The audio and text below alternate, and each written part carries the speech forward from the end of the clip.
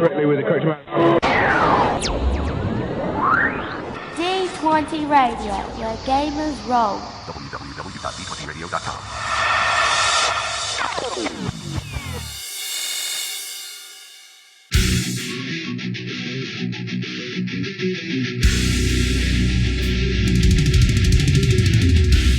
Welcome to Me and Steve Talk RPGs, a podcast where me and my friend Steve try and help you get the most out of your role-playing game experience.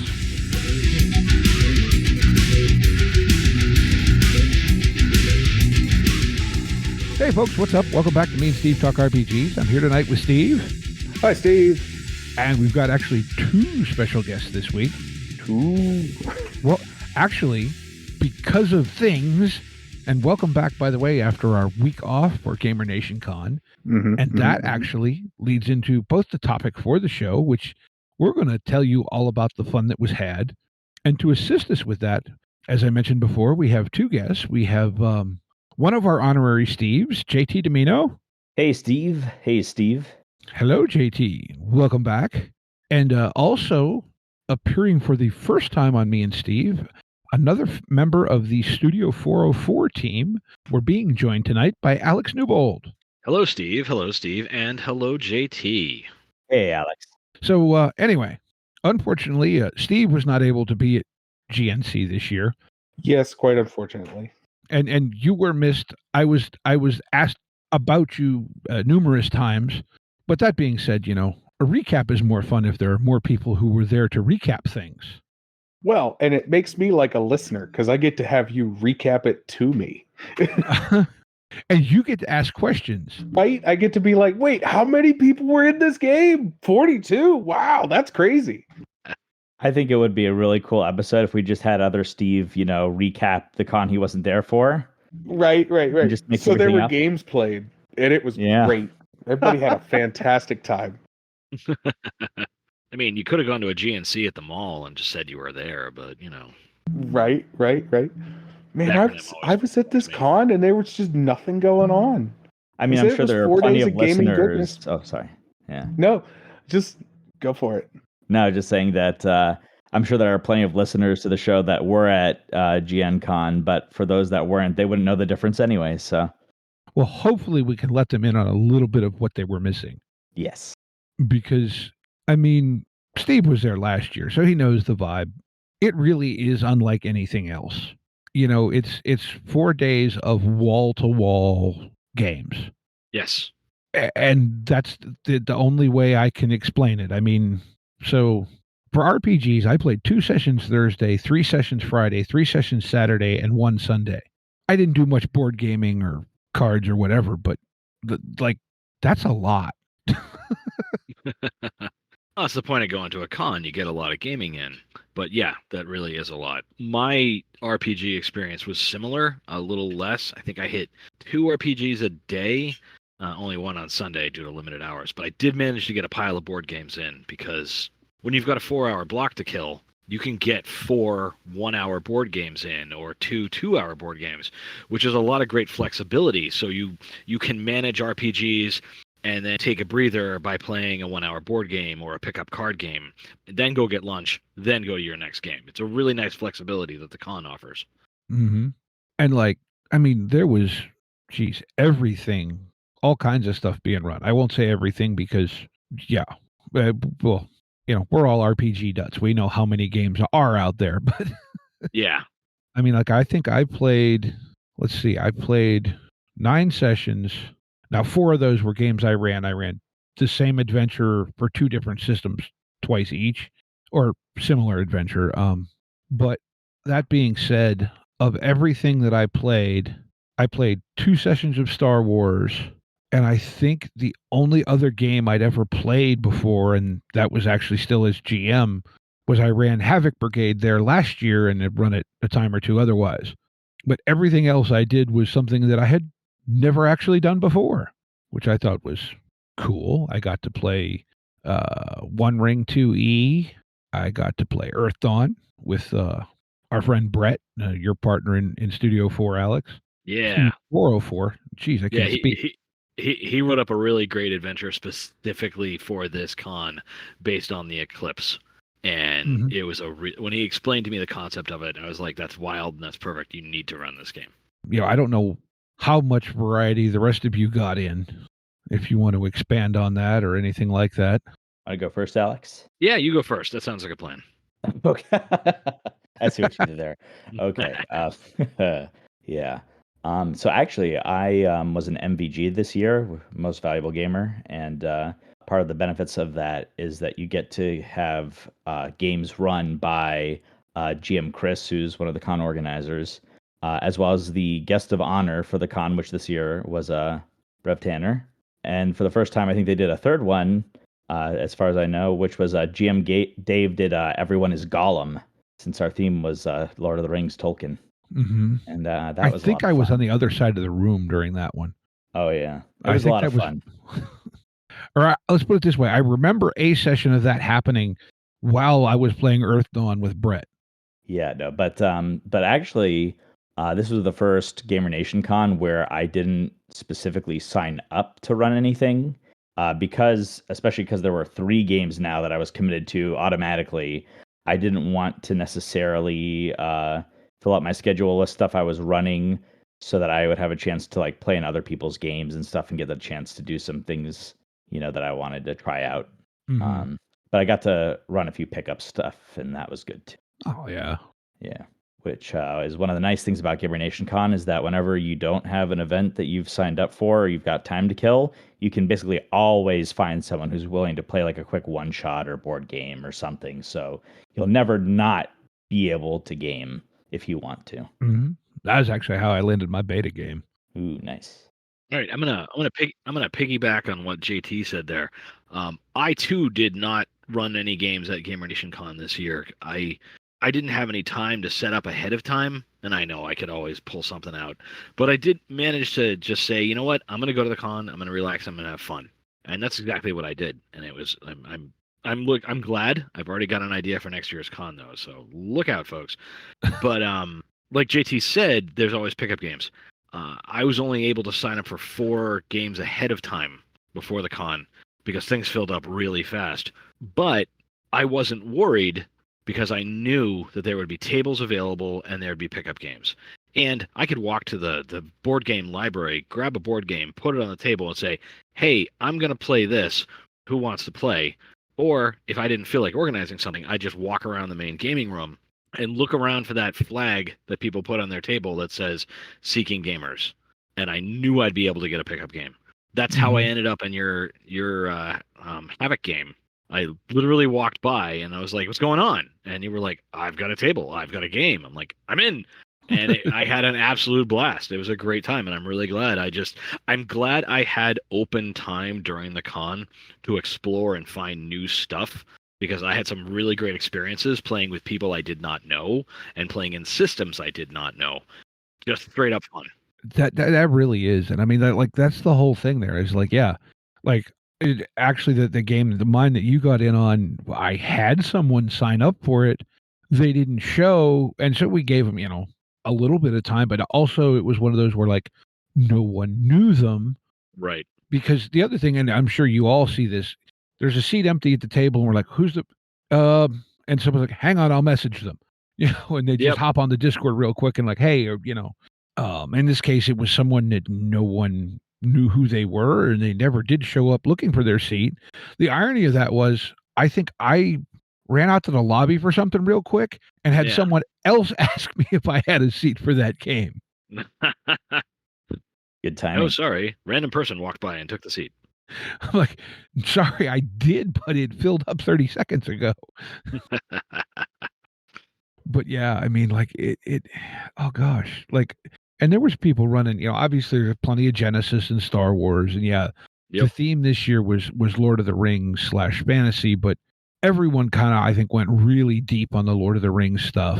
I know I got to play in 2 sessions of a 3-part Star Wars Lord of the Rings called Lord of the Holocrons. That was absolutely amazing. That was run by Daryl and some of the other crew from How We Roll, which is like a gaming club there in the Dallas area.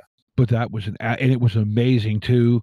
Like for us, how even the dice rolls keyed into like what was supposed to happen at that point in the story. It was wild. Yeah, the narrative dice system is great for that. But It's a complete Unless that's wild not the card. system you ran it in, but yeah. well, no. We were playing in that case. It was Fantasy Flight Star Wars, and Star Wars characters, but doing like the Lord of the Rings story adapted to Star Wars. That's awesome. Like I got to play S4M GMG, the erstwhile companion of Mr. Frode, who also happened to be a R2 unit. And Were you all droids or?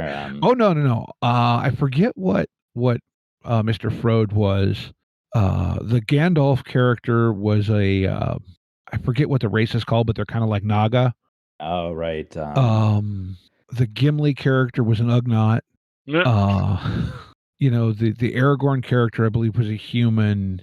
I don't remember. The elf I think was a Togruta. The Legolas character was a Togruta. You know, so it was themed, and then it was all kinds of fun. You had Sith Inquisitors instead of the Nazgul. Nice. Oh yeah, That's great. Like I said, Naboo kind of stood in for the Shire, and then that's a really good substitution. Naboo is, the home everyone left and never went back to again. I like that. Alderaan was dang it, I'm blanking on the name of the Elven city at the moment. But where Frodo goes to get healed after he gets stabbed in the shoulder. Rivendell. Yeah. Nope, that works too. I can see that. That's Moria was Kessel. It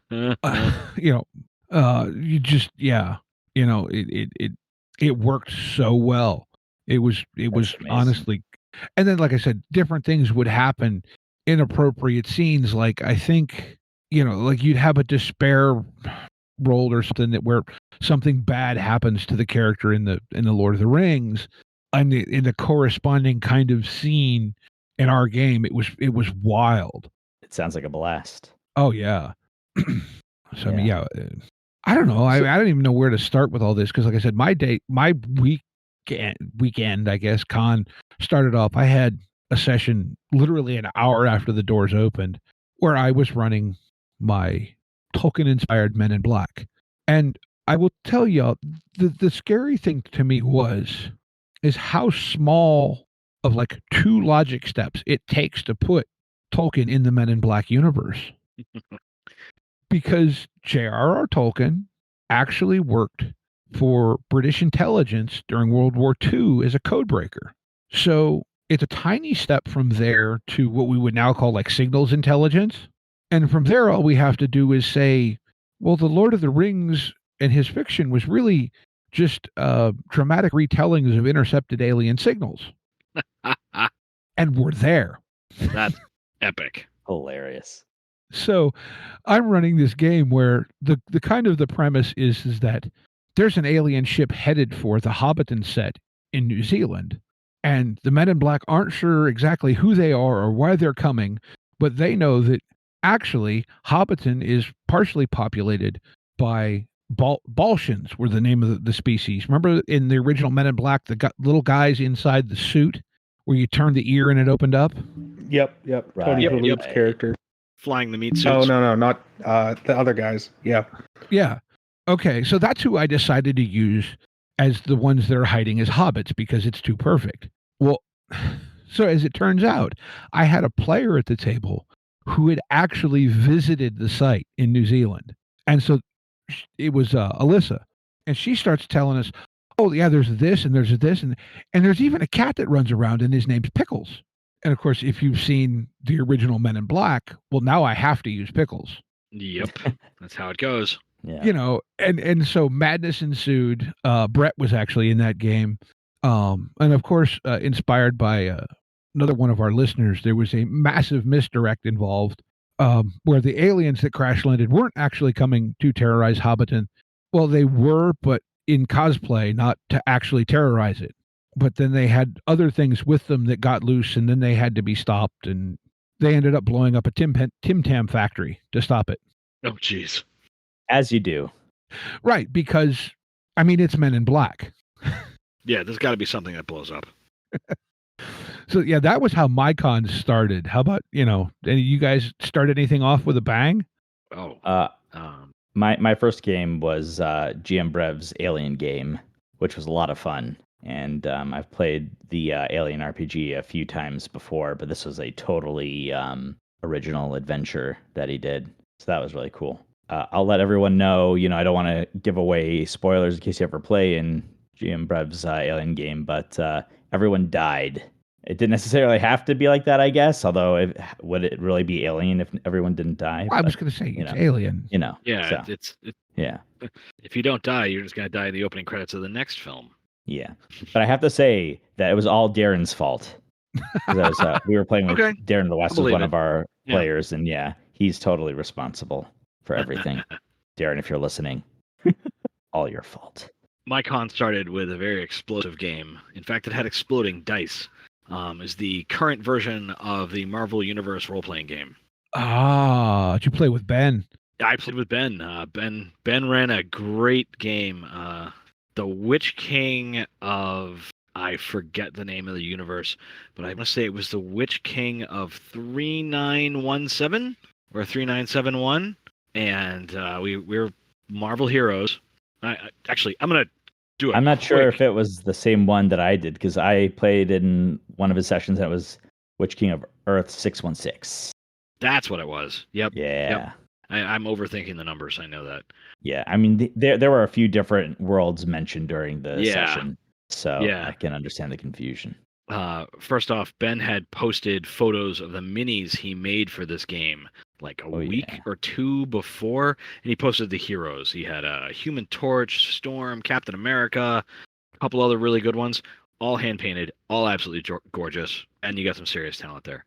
I played Cyclops. Cyclops was fun. I played Captain America. Nice, because I'm a great big nerd. And the way the system worked great, and right off the bat, me and Keith got nervous that he was playing Cyclops and I was playing Captain America, and at a quick glance at our character sheets, it looks like we had competitive power sets because we were both tactically minded characters with a lot of tactical abilities. But it turned out that Captain America was a really defensive tactical character, where Cyclops was an offensive tactical player, and our abilities complemented each other so well. And we just worked it out so the blaster type characters, Storm, the Human Torch, and Spider-Man, they got to shine because we would supplement their abilities with our tactical capabilities. Now, I'm just talking system now, but it had a Lord of the Rings theme to it. I don't want to give away too much, but it started out as Marvel, and it worked its way into Lord of the Rings at the end. And Ben played it up really great with starting out every encounter like he was reading from a comic book.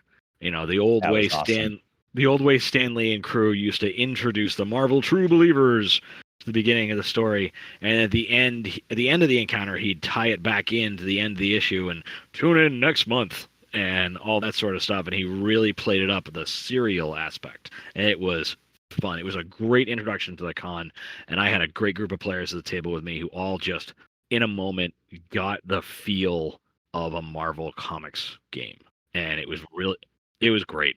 That's cool. I know Steve and I both got to read some of the early playtest releases of that, and let's say didn't have the highest opinion of what we saw, although I have had some conversations with Ben and others, and from what I understand, the current version of the game is very, very improved and really quite good. Awesome. I'm not surprised that Ben was able to grow with input and feedback and whatnot. I will admit I was nervous when I first started reading the Marvel rules because they didn't make sense to me in a vacuum. Mm-hmm. I hadn't had a chance to open the rule book, and I'm looking at my character sheet, and it had a bunch of numbers and other stuff, and I didn't really get it. But once we started rolling, and everything, it just flowed. I picked up the system really easily. I'm going to hark back to the exploding dice that I mentioned. A single one of the D6s has Marvel on it in place of a 6, in place of the 1. And when you roll that, you roll again and add the result, and it just keeps getting higher and higher, for those of you who don't understand what exploding dice are. But the system was great. It flowed really easily. Everything made sense. Ben had worked out cheat sheets, like cliff notes for us, so that we could pass around the table to see what was available. He did a great job setting up a new game for newer players. Everyone who sat at the table understood it, and that's one thing that I've really only encountered at GamerNation. I've been to other cons where I sit down and it's like, yep, welcome to your game. Here's your character sheet. Yep, sorry, no life preserver. And you flounder and try to catch up with the experienced players who roll their eyes at you because gamers are judgy. But No. Ben, so many of the GamerNation GMs go out of their way and write up 4 or 5 sheets of quick notes for you to learn the game without asking questions and without feeling ignorant. And as usual, it excelled at the game, and it made everyone feel welcome and everyone feel like a part of the system, even though they'd never played it before. Yeah. Yeah. And yeah, like the welcoming aspect too with that convention, last year being, well, first year for both Steve and I, it was amazing how everyone was just so friendly and hey, you want to join in on this, you want this, you want that, welcome to the con. I know actually in my Men in Black game, I had a player that had to leave due to things happening in real life, and stick my head out into the lobby and ask Hudson real quick. I'm like, you got anybody? I had someone have to leave. I kind of need a player. And there was this person standing there who had literally like basically walked in off the street for their first GamerNationCon like 5 minutes before that. He looks at you want to play a game? That's awesome. And yeah, ended up seeing them the rest of the weekend. They said they had an absolute blast the whole time. Great. That's awesome. That's how we get new people. Yep. Mm-hmm. Yep. You got to welcome new folks. If you don't, you get stagnant and elitist and bad reputations. GamerNation is the most welcoming con I've ever been to. Oh gosh, Same. I say it like this. It feels to me less like a convention in your typical sense, and more like if you had a college gaming club and it was homecoming weekend and you had a gaming festival within that. That's a really good description. Because like last year I remember okay, I had talked, Steve and I had talked to various people from other podcasts and so forth for our podcast. But other than, I think we'd helped Brett play test the one Dragon City adventure. But other than that, we really hadn't done much with anybody, but everyone was just like, oh, it's you guys. Hey, welcome, but also watching the other people greet each other. Like it was very much like, old friends getting back together. All right, let's get down to some serious make-believe here. Yeah, I can back that one up. I'm gonna piggyback on the old friends getting together. This was my second GamerNationCon. My first one was 2019. And we all know what happened to GamerNationCon 2020 because we all know what happened to 2020, period. But I wasn't able to make 21 or 22 or 23. So I rolled in this year, 5 years away from this crowd. And people I met once in 2019 were like, I am so happy to see you again. This is great. I've got a space at my game. You want to play? Hey, I'm running a game in a few hours. I'd really like it if you were at my table. I'm so glad to see you again. What have you been up to? What games are you running? How are your kids? I mean, it was like a family reunion, except no creepy uncle. That's hilarious. I try. But yeah, it is though. Like it really is. It's just like, because I experienced, and then like, okay, so second time at the convention, I seriously think, so first game I played last year, which was the first game I obviously played at the convention, Brett signed up to play in it. So there was one person at the table I had played with before. There were 3 people at the convention, technically, I had played with, well, no, 4, I'm sorry. Because I had played a game online with GM Chris when he demoed Genesis for us, and we recorded it for an actual play. Nice. I'd played with Brett. Obviously, I've played with Steve. And then old gaming friend of mine, Jesse, came down last year for the con. He now lives in Denver, I believe, or Denver area. So there were a total of 4 people at the convention who I'd ever played with. Throughout all of last year, there was always someone at the table I was playing that I had played with before, even if it was just that weekend. And it was like just kind of wild that, oh wait, you were in this game that I just played. And so like that familiarity grows so fast. Yep. And it's not that like there's only enough people there to play a handful of games. I mean, geez, the whole place was basically full this year. Yep. And there was a bunch of people I got to play with this year that I didn't get to play with last year, but whose faces I recognized. It's just, oh my gosh. Yeah. So that, yeah. What else did? Because I don't think, Jay, you and I didn't get to play anything together this year, did we? Yeah, that's one of my biggest regrets is that we didn't get to play together this year. Yeah, I know last year we played Monster of the Week. Well, you ran it and I played, but we were both at the table. That was Sunday morning. And actually, I talked, one of the players from that game last year was like, man, we still talk about that game sometimes. That was great. I said, well, if you really liked it that much, do you want me to run it again? And so I ended up just doing like a pickup game of Monster of the Week again on Sunday. Oh, cool. Just sort of spur of the moment, but and that was a lot of fun. But yes, and next year, Monster of the Week is going to be right on theme, so I can do it again and actually potentially get people badges and stuff like that. Oh, that's so fantastic. Yeah. I love Monster of the Week. Yes. Yeah. The theme next year is well, I'm sorry, it's X-Files, but technically it's paranormal. Yeah. Which opens up to so much. Look, okay, y'all don't realize I went through my hard drive PDF library last night very, very quickly. And without counting anything for Genesis, Savage Worlds, any of my World of Darkness stuff, or any of my Mountain of Palladium stuff, I have 16 different games that qualify as paranormal without any twist. Which is a good problem to have, right? But like it is. For sure. I mean, you may have a type, so that and post-apocalyptic. I mean, no now you just got to combine the two. Well, that's just Anarchy in Dragon City right there. That or Riffs. Well, Riffs isn't really any type. Riffs is kitchen sink. Yeah. Riffs qualifies as anything. Yes, and therefore qualifies as nothing. Yep. But yeah, so like like you mentioned, Alex, you played Havoc Brigade, and I will say your portrayal of the hobbits was amazing. Thank you very much. Thank you. Please try the deal. I was a little nervous going into that to see how those, because I built those characters. There are no rules for character creation that come with the game. So I'm like, well, okay, this is thematic and looks like it's a fun way to prompt them towards things. Here's some stuff.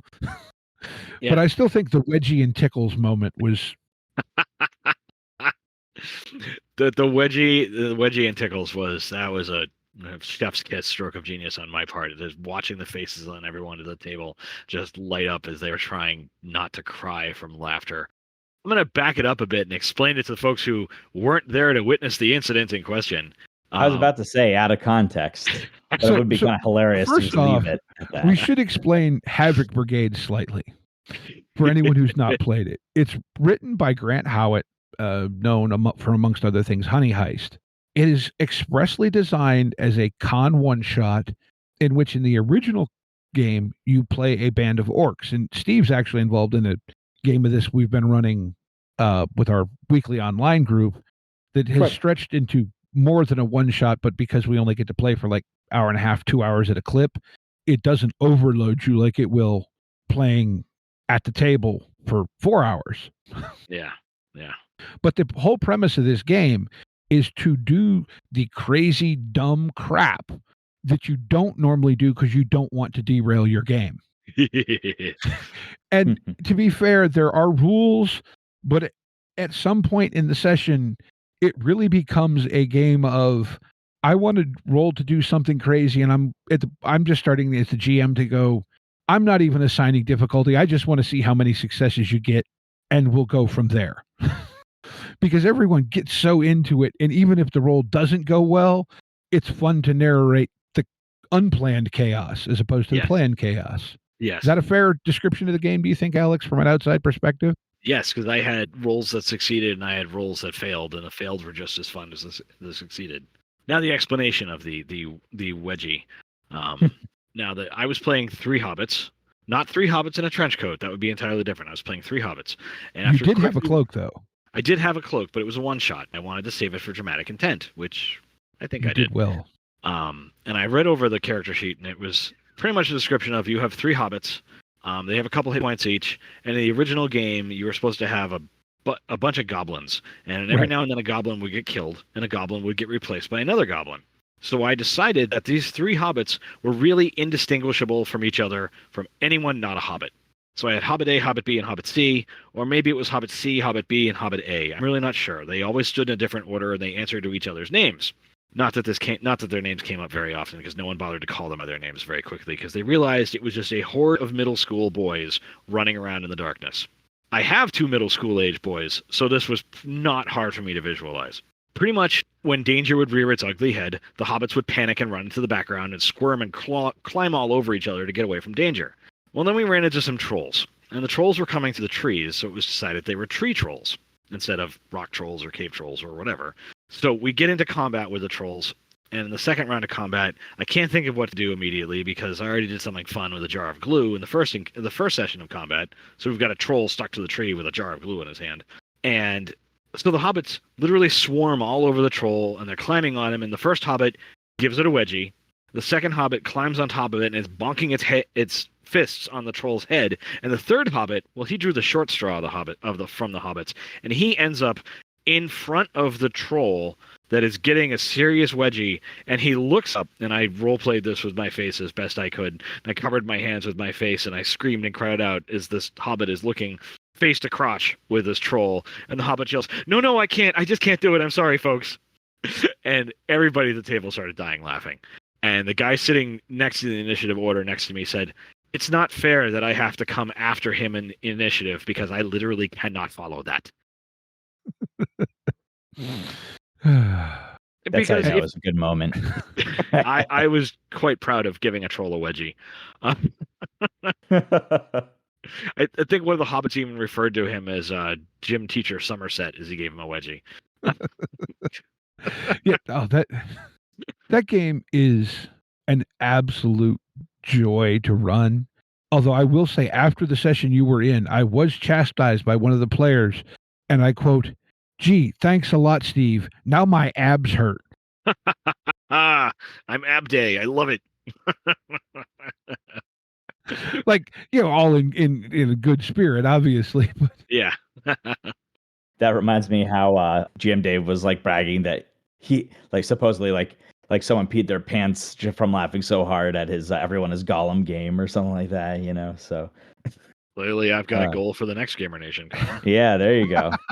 That should be a badge in and of itself. Yeah. Good housekeeping badge. I had to clean the floor. Well, the second session I ran of it went equally as off the rails, but differently. Good. But so just because we're talking about Havoc Brigade and whatnot. So I start off with them. I'm like, you know what? I'll just give everyone a chance to introduce what they've got as a character. It took them half an hour because of everyone hit me. Like the person playing the hobbits they constantly, like, I forget how he said it, but like they did the same like switching thing. Oh, perfect. And all that, and just general mayhem.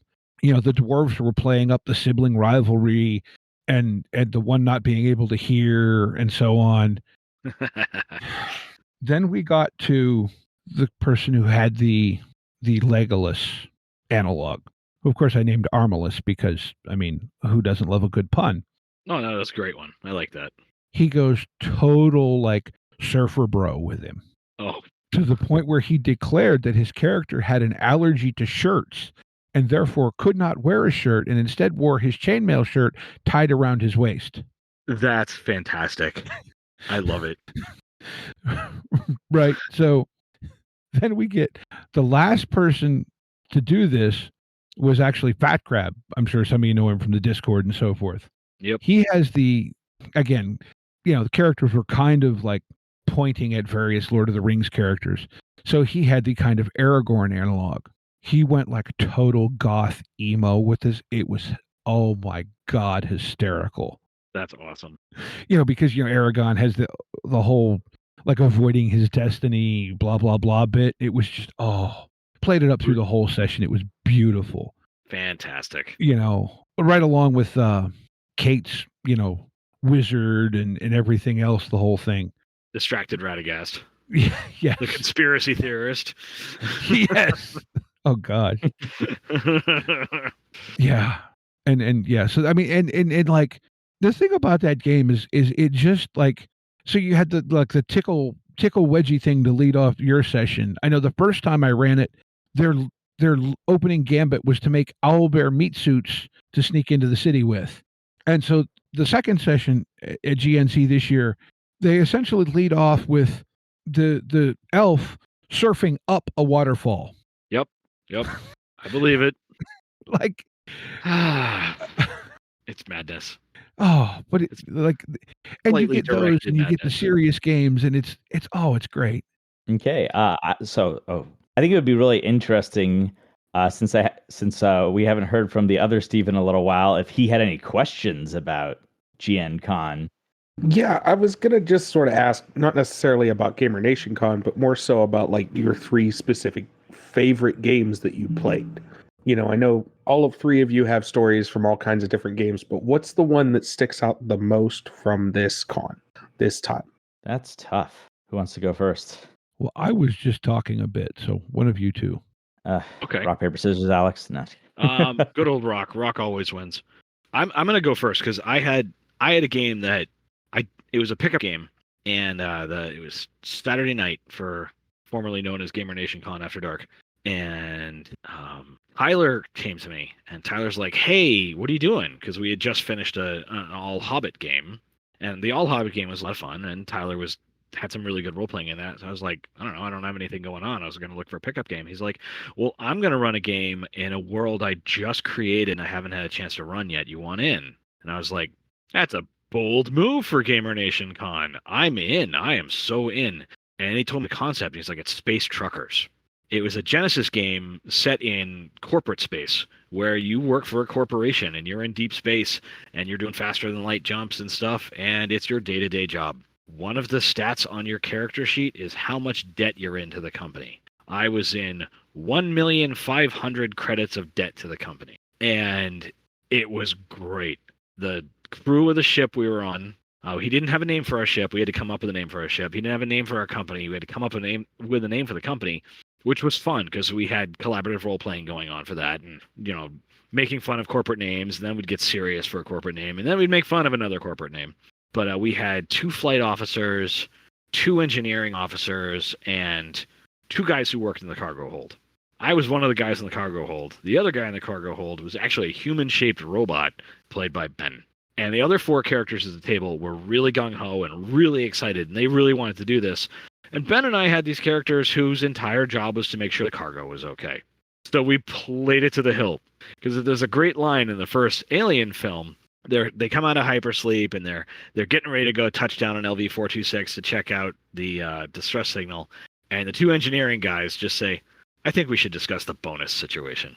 And that's the angle that Ben and I went with our characters, his robot and my cargo hold officer, and we watched them role play and go to town, and we're like, "Yep, don't care, playing with cargo," and we had a lot of fun. And Tyler had built in a great twist to a sci-fi universe, which I don't want to reveal because he's talking about publishing this adventure and writing more in the universe, and I don't want to give away the big reveal, but the reveal surprised me.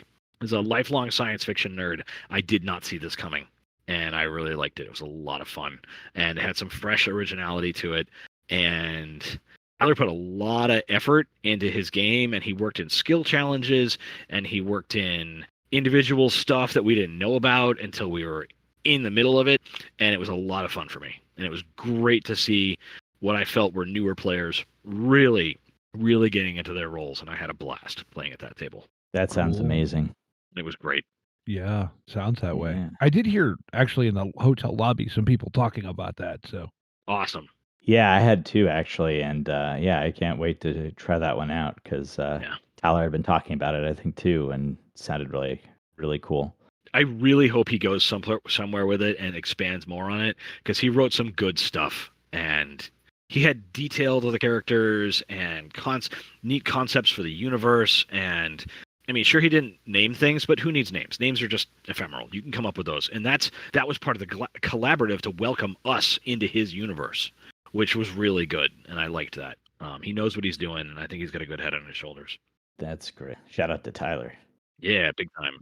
I met Tyler this year, and I feel like I've known him forever already because we were at a couple tables together, and we just had a great time. And I saw him do a range of diverse characters, and he's got a lot of role playing chops.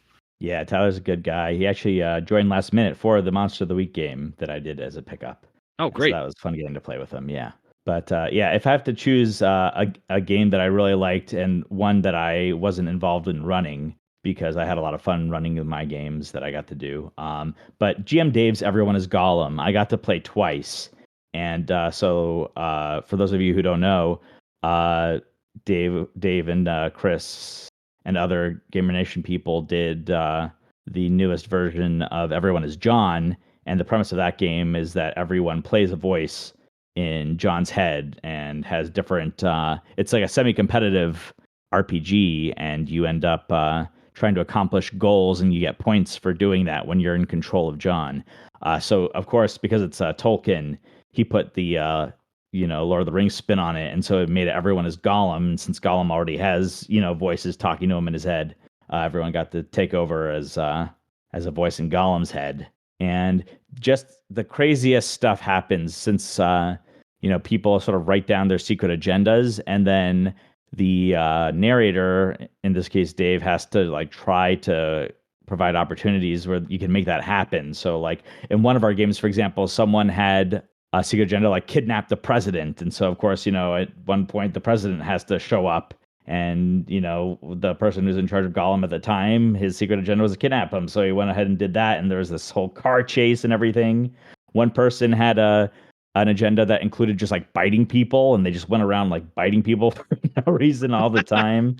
And there was just this one great scene where because the voices in each other's head, you're not supposed to technically know, in character, what the other voices were doing. So you just sort of wake up, come to, and you have no idea what's going on. One person tried to steal a purse, and that didn't work out. And then so because of that, the voices switched, and it was someone else. And so they, come to as Gollum, and they're like, what's going on? And sees this woman with a purse. It's like, she stole my purse. And so then there was this whole thing where she starts, or where Gollum starts claiming that this woman stole his purse, and then rolls the check and succeeds so that everyone believes Gollum that this woman stole his purse. And it just goes nuts playing any variant of Everyone is John. But that was always a blast. Yeah, I played 2 different sessions, and everyone always just did the craziest stuff. Steve, do you want to tell them, or shall I? What are we telling them, Steve? They were just telling us about Dave's Everyone is Golem game. Oh, yeah. Yeah, me and Dave had a bit of parallel thinking because Steve knows I had no idea. I was absolutely shocked when I found out. I was like, oh, I'm going to run Everyone is John because I got a signed copy off of him and Chris last year. And no, that's not happening.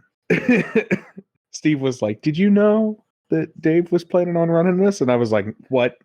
No. That's awesome, though. Yeah, I mean, in retrospect, it makes total sense. So it was a perfect, setup for that kind of game. But yeah, I'm sorry that you couldn't be there and run it too, because I think that would have been really fun. But yeah, that was a fun game to play in. It sounded, like I said, I was actually during Brett's Earthdawn session, which, well, what the hell? So I'm going to sort of cheat, because I had 2 games that I had all the games I really, really enjoyed. But I got to play in Brett's Earthdawn 4E game. Nice. And like Alex said, the adventure was really, really cool. It's this thing where there's this guy has gone missing. He's a local alchemist, and as it turns out, it was this plant, blah, blah, blah. But Earthdawn in itself is a really, really neat setting. Yes. The lore behind it and the workings of the universe are kind of complex, but very intriguing, and the way everything works together. And I will say this, I am really intrigued by the setting. The system is pretty crunchy. However, the thing is, it's one of those few games, I think, where you can't really separate the system and the setting, because the setting serves the system Yes. so well, and vice versa. Like, yes, there's some complexity to it, but I think too, like, okay, this is going to sound weird. It's not a great game for one shots, but I think if you have a crew of people who are willing to take the time to learn it for a campaign, it would be an incredibly rich and rewarding game, because it does these things where, like, for example, we all know, right, in D&D you're always after the next upgrade item. Mm-hmm. Well, Earth Dawn works the reverse of that. In Earth Dawn, the longer you carry an item, the more powerful it becomes for you, Yes. which I thought is really cool. And you know, there's these different kind of mechanics and stuff that you use to do things, and the characters are very diverse as far as what you can do. Like, I was playing this lizard person kind of face / swashbuckler type thing. A Tiskrang Swordmaster. Yes, yes. Yep. That was my first character concept back in 1993 when we started playing it in college. Brett, Phil, and I rolled out that game right off the bat. Phil's like, hey, I found this new fantasy game. And we'd only played D&D and a couple others and Palladium. And Brett fell in love with it from the spellcasting aspect of things. And I played fighters. So I grabbed a Tiskrang Swordmaster, and they are just fun. But, like, you have these various abilities, and, like, I remember there was somebody else at the table that was playing a character who actually benefits from going last in the round. Yes. You know, so, like, there's all kinds of, like, these neat things and ways you can spend kind of somewhat rechargeable currencies to gain advantages in combat or for checks. Yep. And, like, it's really, really cool, and I wouldn't be doing it justice if I tried to explain it, but it was a really cool game, and I'm very, very glad I got to play it, and it's fascinating. I know Brett also did a Genesis conversion of it, which he says he thinks does the best at it that any system other than Earth Dawn would do, but it's one of those, like, I feel like, boy, there's a lot of crunch there, but if you're willing to learn it, you're going to get a hell of a lot from it. And It's I think one of those. Go ahead. I just think that's the best way I can put it. It's a long time payout system. Like you said, the longer you own an item, the more powerful that individual item gets. You can literally start game with your generic weapon, and if you hold on to it and you keep it going, the legend of the weapon grows as the legend of the character grows. So you don't have to stuff quest for new stuff. You'll still find new stuff. There are still magic items to find in the game and whatnot, but it's all about telling your story and other people learning your story as you go, your legend. So it's a fun game to grow with. For a one-shot, you can put together some fun powers to have a lot of fun with it. Brett's Genesis hack of it is a lot of fun. It's still Genesis, but it's good. He did a really good job sprinkling in Earth Dawn flavor. Man, you're all making me want to play some Earth Dawn now. I've never done it before, but I've heard Brett talk about it, and I've heard other people play it. You know, so gotta get that on the table one of these days. It's fun.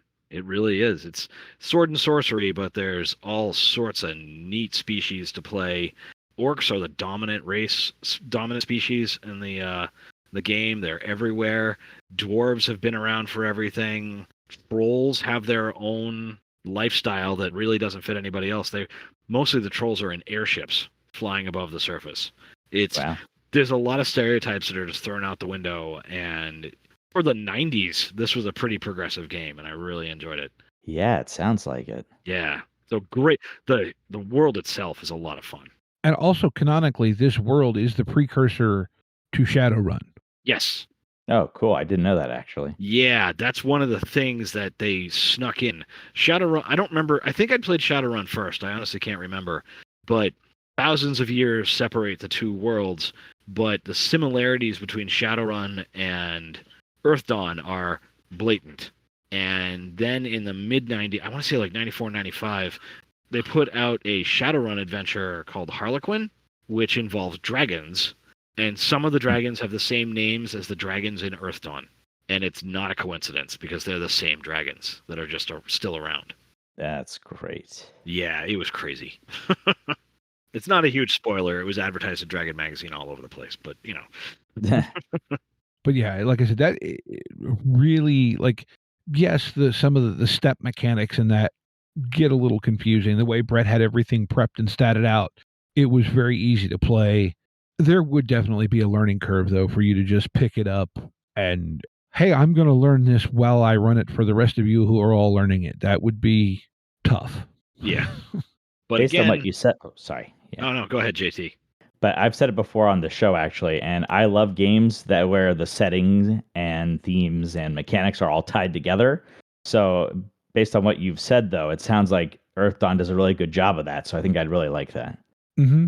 No, I told Brett as much. I said, look, this seems really crunchy, but it also seems like if you tried to adapt the setting to another system, you would lose a lot of what feels so special. Yep. So Brett put together cheat sheets and handouts and whatnot to explain how Earth Dawn runs, because that's what you do at GamerNation when you're running a game that not everyone is familiar with. It's part of the culture of the con. You do that sort of thing, and it really helps people get into it and feel special and valued at the table. Yeah, pretty much. Like even people running Star Wars had like dice symbol and cancellation cheat sheets and stuff, even though most of the people there are very familiar with that system. So yeah, now, I didn't make any out. Quite frankly, about the best advice I can give anyone for Havoc Brigade is make shit up. Yeah. It works. And the other game I ran was, based off the WEG D6 engine, which is very simple to explain. And thinking back on it, perhaps I could have made some sort of sheet, but I didn't because I feel like it was complex enough to require it. But it was also one of those where, look, if you've got questions, ask as we're going along, stop, help somebody figure it out, and away we go. You both mentioned, though, too, right? You don't get those judgmental looks from the rest of the table when that happens like you do other places sometimes. Yeah. Yeah. And speaking about cheat sheets, I actually got to run a pickup game, and I think I mentioned to the Steves before that I've been trying to do a Cortex Prime version, like one shot for Lord of the Rings, and I hadn't gotten to plan it out as much as I wanted to, but I decided to just give it a go, so I sort of just ran it as a spur of the moment pickup thing. But I had printed out cheat sheets for Cortex Prime to have with me just in case I got Cortex on the table, and that came in handy a lot. And so I just got to run a game of that, and that was a lot of fun. But yeah, I definitely agree. It's part of the con culture, kind of, that it's just very noob friendly in general.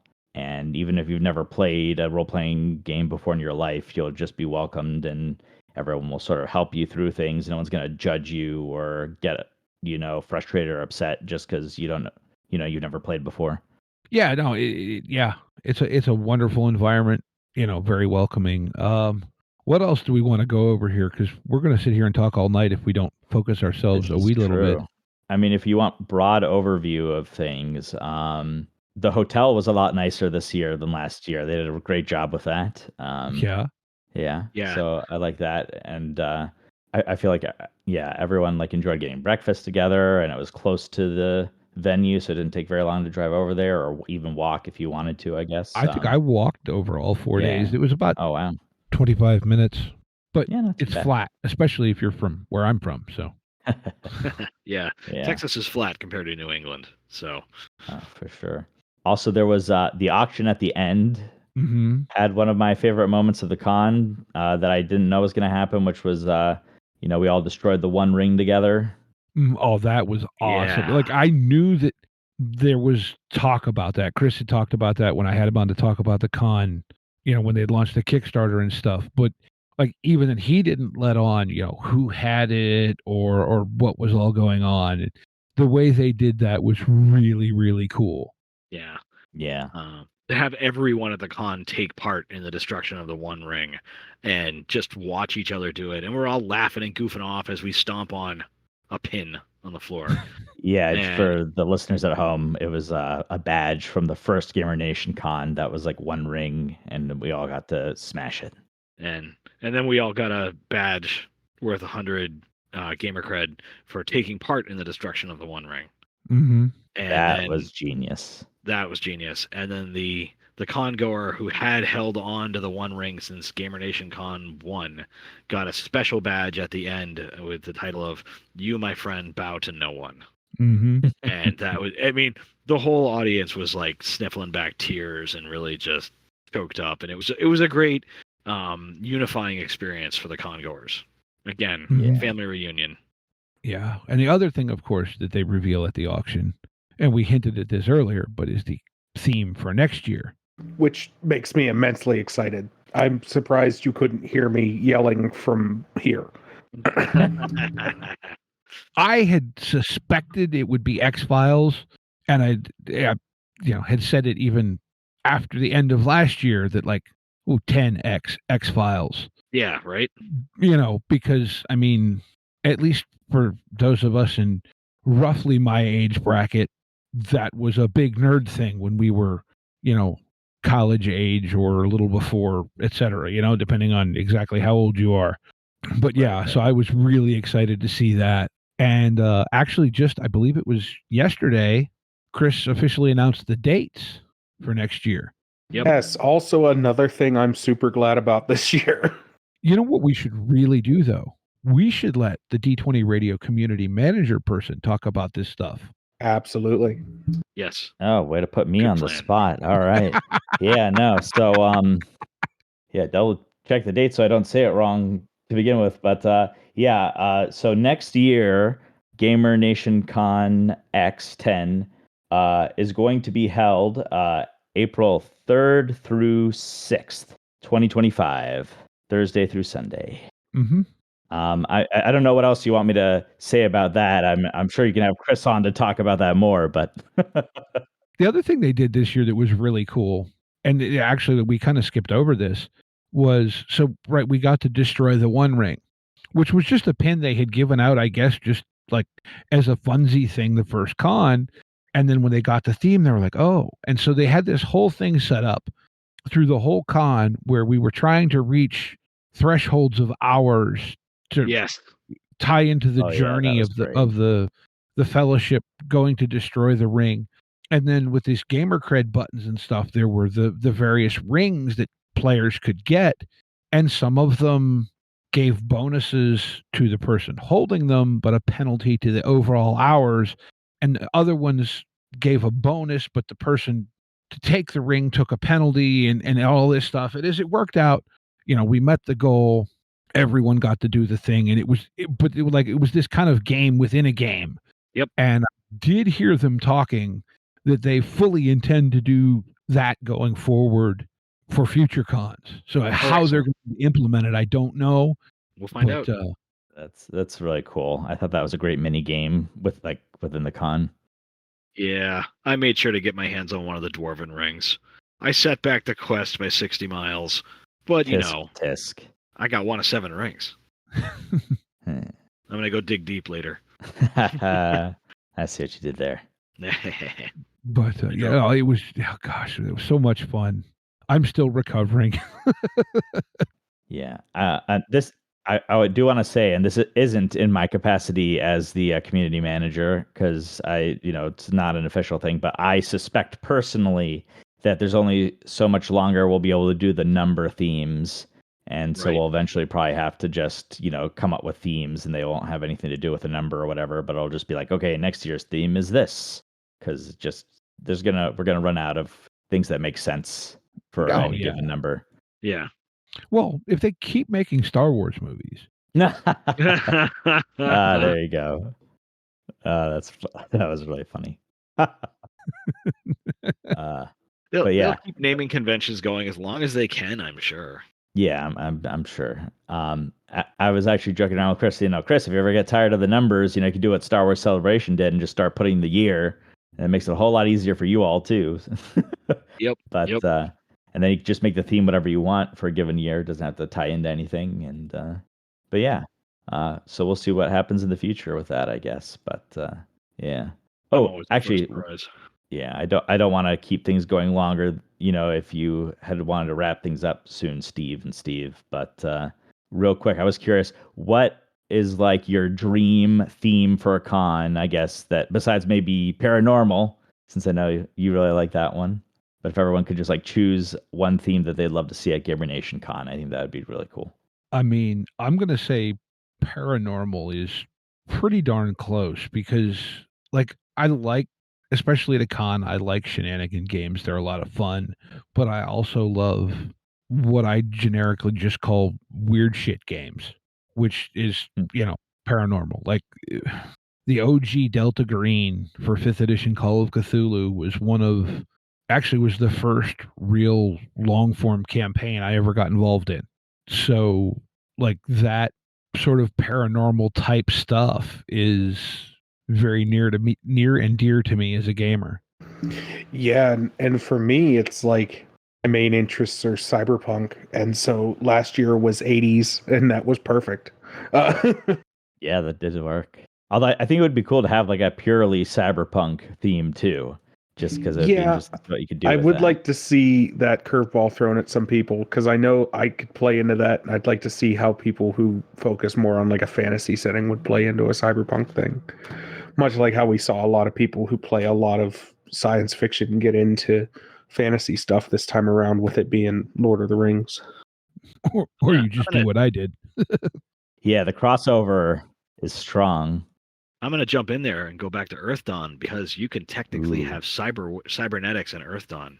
There are magic items you can get that will give you night vision that you replace your eye with. You put in like a gem, and the worm inside the gem eats your eye and links to your optic nerve. You can get bits of armor plating magical armor plating inserted in your skin, and all sorts of stuff like that. A cyberpunk Earth Dawn game is entirely viable. Nice. Yeah. I think cyberpunk would be cool. Another one that I think would be really cool was actually one that I heard as like a guess for what this next year's theme was going to be, which was like X marks the spot for pirates. I think like a pirates con would be pretty fun. Yeah, it could be like a lot of swashbuckling. Yeah, it that wouldn't would have be to necessarily fun. be pirates. I guess it could be like swashbuckling. So you could like put in some like Three Musketeers sort of things, or Princess Bride, or I don't know, but all sorts of stuff. Oh yeah, but I think that would be fun because I love that pulp stuff. Speaking of pulp, they already ran my favorite concept for a con in 2019: superheroes. That I had such fun at that con. There were so many superhero games. I ran a superhero game. I ran a Weird War Tales set in 1940s as the Not Justice Society of America fought the serial numbers rubbed off Nazis. Speaking of that con, did I not? Correct me if I'm wrong, Alex, but I think I may have run Monster of the Week with you as a player at that con as well. I seem to be getting into a. That's a long time ago, and the memory is a little spotty. That's fair. That's fair. Okay. I remember you from that con. Yeah, we met at that con. For some reason, yeah, I think I definitely ran Monster of the Week, and I don't remember if it was you or not for sure, but I feel like maybe it was. But anyway, it's plausible. Yeah. Okay. If I'd kept better notes from that con, I could consult them, but I did not keep notes. So, well, before we derail the episode too much longer, I will. Right. Well, I was going to say also, just because it's how we do things. I know JT. The last time you were here, you told us that Prime by Cortex was taking a hiatus, and then promptly dropped an episode like 2 weeks later. Well, what I said was that like we have basically stopped like recording new episodes for a while, but we had some in the backlog basically. Okay. I didn't understand that. I'm jerking your cord anyway, but yeah, but it was just a couple that we had already done, but we're not really like doing anything new for the meantime. Mm-hmm. Yeah. So do you have anything else to like shout out or promote or anything like that? So actually this time I do, and I don't want to get into too many details right now, but I am really trying hard at the moment to organize a Cortex actual play podcast that I'd like to run. Ooh, nice. And obviously, as long as that gets going, I fully expect it will be up on the network after a few episodes. So exciting. Very cool. So we'll have to keep an eye out for that. Yes, and I mean the plans aren't set in stone yet, but the things that I sort of do have in mind, and I actually have some players that I've talked to and things like that can be in it. We have some fun ideas, so yeah, keep your eyes open for that. All right, and of course, Alex, I know we mentioned you're part of the Studio 404 Games conglomerate. Yeah. Studio 404. We've got a bunch of stuff, and a lot of it can be tossed into paranormal. Anarchy in Dragon City is heists with magic and science fiction, cybernetics, all sorts of stuff. Mechasys, GM Phil ran a very successful Mechasys campaign at GamerNation this year, set in a magic universe where they had magic battle mechs. Really exciting stuff. Our original setting is Starcana, which is space opera with magic and divine beings. And so easy to run a paranormal game in that because magic is brand new, emerging in this galaxy. They've had divine magic from the Vile Pantheon deities for millennia, and suddenly this new thing called Starcanists are popping up, and they have magic, and the church is trying to deny it and crush it, but there's these beings that have magical abilities. It's just crazy paranormal stuff. Paranormal. So yeah, obviously, yeah, you can check all their stuff out. We'll throw a link to websites and drive through and all that, and it's all really cool stuff. Yeah. Studio404games.com. We're on all your favorite social medias and your least favorite social medias. So, And they've got stickers and merch and stuff, I think. yeah, we've got stickers, we've got t-shirts, mouse pads, phone cases. At GamerNationCon, we unveiled little metal pins. Yes, as well. I got one. I even have a hat. Good. Yes, we could do hats. We have a merch link on our website. You can get whatever picture of our catalog you want, put on whatever merch you want. We'll ship it to you. Yep. Very cool. Rep the team. We love it. Well, with all that being said, I think it's time. Let's do Game of the Week. Game of the Week. Woohoo! Game of the Week. Game of the Week. Game of the week. Game of the week. So, Alex, as not having participated in this before, we will gladly give you the option to bat later in the order so that you can kind of get a feel for how this works. So that being that, who wants to volunteer to go first? I can go first. Okay. Mine's kind of easy. I have a 2-page RPG for $1 called Ambrosia from Michael Brown. Danger lurks in the wreckage. The heroes receive their lucrative offer to locate a crashed ship and recover a mysterious cargo. But this seemingly simple mission takes a sinister turn when they discover a wreck that holds a monstrous secret. So this is a short science fiction adventure using the Cepheus engine. Apparently it's a 2D6 engine. It's been around for a little while. I had to do a little research on it. I hadn't heard of it. Traveler. Oh, yeah, it is the Traveler engine. Yeah. That's my bad. But yeah, Cepheus. Well, aside from that, Ambrosia. Pretty neat looking 2-page adventure. Cool. I could go next. All right. Yeah. And it's hard to keep track now of like everything that I've ever pitched for Game of the Week. So forgive me if this is one I've done before. I'll choose a different one. But Parsley. Anyone remember? No, that's not ringing a bell.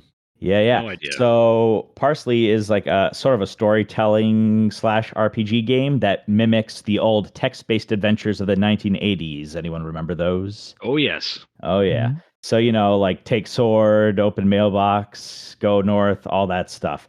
Except they have like little modules in there, and they sort of have keys for like the most likely and obvious commands that someone might give. And so each player that's playing, you go around in a circle and they get to give one command, and then it goes to the next person. They give the next command. So you're all playing as like the character in the text-based RPG, and you're picking up items. You're going to different locations. You're solving puzzles by, you have to go here to get this thing and then go to here and use it there. And it's a lot of fun. And, the narrator, unlike in an actual 80s text-based RPG, you can sort of ad-lib responses to things that you wouldn't necessarily anticipate the players doing. So, yeah. But yeah, a lot of fun. I definitely encourage checking it out. Just a bunch of different pre-made modules, and they added new ones and stuff. So I'll Cool. be sure to put a link for that in the show notes. All right. Would you like to go, Alex, and then I'll wrap it up? Game of the week. I got exposed to this game at GamerNationCon called Havoc Brigade. I gotta say, it was fun. I don't know if you guys have heard of that one. It might be a little too underground for you, so I'm not sure if you're up to date on these things. But I had a lot of fun with it. It was great fun. It looked like the GM was having fun with it. It looked like the other players were having fun. There may have been some gut-busting laughter going on. Troll wedgies may have happened, but it was a lot of fun, and it was something I had not been exposed to before, and I had fun.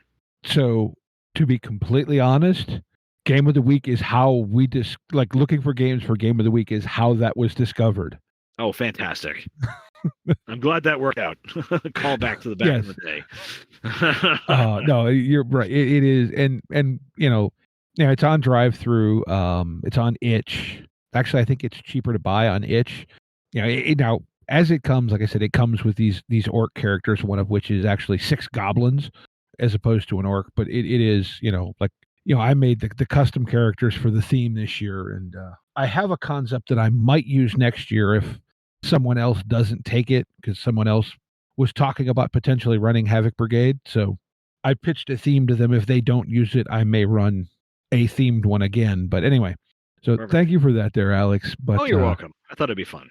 If you're done, I have a game of the week that I was also exposed to for the first time at GamerNationCon.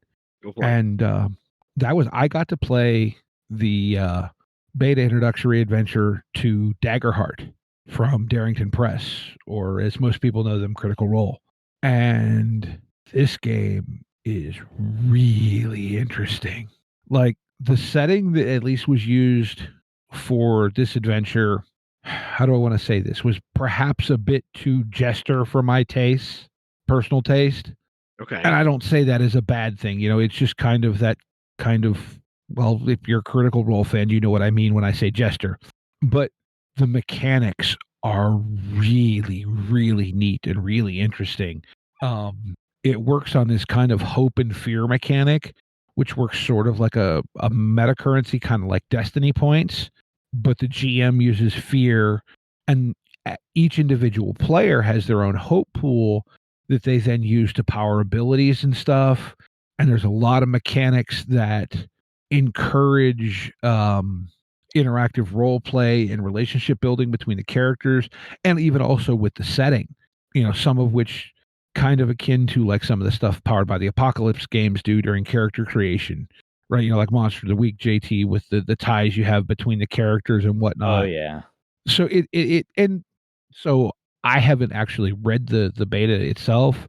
You can download it. I think you can get it from drive-through. You can get it through Crit Roll's website, various places. I'll throw some links. But like this, it is really, really an interesting system. Has a kind of a unique initiative system where, as long as the players are generating hope, they get to keep going unless the GM spends fear to interrupt them or all players have gone. But then if you generate fear, the GM gets to go and use up however many action tokens that the players have spent, because you spend an action token when you take your action. So it's this neat give and take with the initiative, but it doesn't get too imbalanced. It's Interesting. Yes, it's very, very interesting mechanically, but it doesn't and Paulie, who ran it, said, when he initially read it, he was a little worried that it was going to be fiddly to GM, but he said even with just, the limited experience we had with that adventure, it was very much, and I'm sure you guys can relate to this, like, how Genesis, when you read it, it's confusing as all heck, but when you play it, it's like, oh, that makes sense. Yeah. And he said he had kind of, some of those fears with this, but he said getting it on the table, it ran really smooth from the GM side. I like too.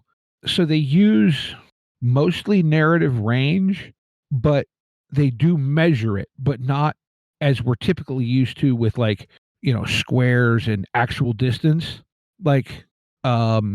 engaged range. So they have this little card that you're supposed to put the action counters on as they go to the GM.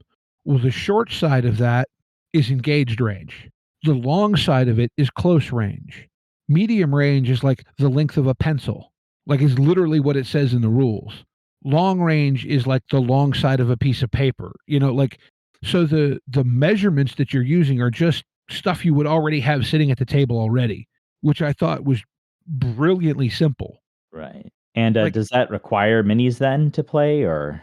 We were playing with standees, but you don't really have to. It's very, very much where you could just say, oh, I'm going to get close. Like it's not like you don't have to have that. I don't. Well, look, we've all been doing this long enough. We've played games you're supposed to play with miniatures without them, right? So, but like I just thought that for purposes of if you want to use the minis, you don't have to have all the templates and the this and the that. Like literally everything you need, you're already going to have on the table. Right. It sounds manageable. Yeah. And like I know the adventure, there was this neat thing where kind of like the climax of it was this encounter where we had to get this NPC's action to resolve, and each round or each turn, like the counter went down, but if they got hit, or if we killed one of the bad guys, the counter went down, but if the NPC got hit, it went up. So it was kind of this, it wasn't just a kill them all. You also had to protect and like prioritize by, okay, well, if we do this, we're leaving them exposed, so like it kind of encouraged more than just murder hobo style play, I guess, is what I'm going for. It was, like I said, I'm really intrigued by the way the system works mechanically. And like I said, the setting isn't 100% to my taste personally. I tend to like a little grittier fantasy, but that being said, race choices were interesting. There was a frog person in our group. There was a cat person. I was playing a giant. There was an elf. It was really, really cool. I had a great time with it. And like when we were doing the favorite game thing that got to play, it was a toss up between this and Earth Dawn, and I had planned to save this for game of the week. So like I said, it would, plus, it just being a beta and it's new. And like I said, I'm really, really intrigued to see where they go with this, because I like the bones of it a lot. Fantastic. Yeah, very cool. Well, we want to thank both of you for coming on the podcast and talking about GamerNationCon today. It was super awesome having now an honorary Steve and maybe a soon-to-be honorary Steve. Hey, thanks for having me. This was a lot of fun. I look forward to doing it again. Absolutely. Well, you really had to twist my arm to get me on, so.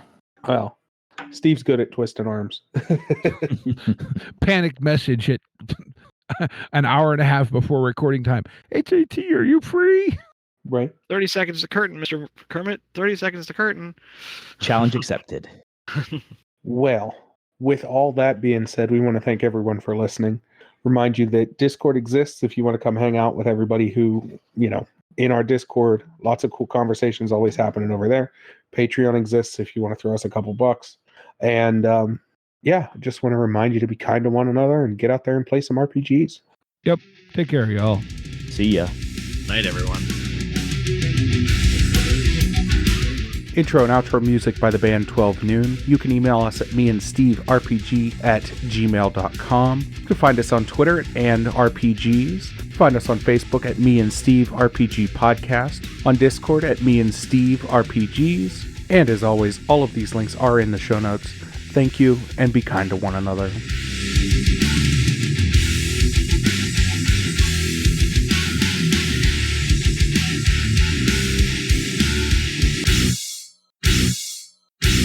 How much for the cigar? Cigar, $20, dog. You gotta go down the street to the store and buy that.